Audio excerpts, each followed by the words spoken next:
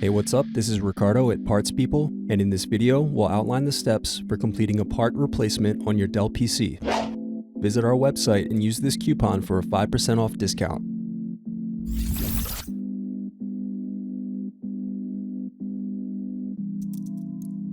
Use thin object to peel off screw covers. Now unscrew and remove base cover.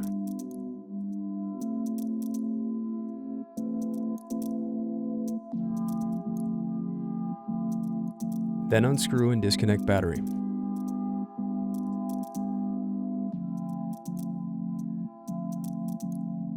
Then unscrew and remove heatsink.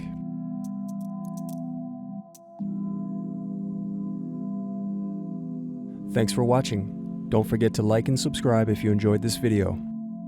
And if you need more, check out this playlist to watch other tutorials for your laptop. You can also click here to find parts for your laptop at partspeople.com.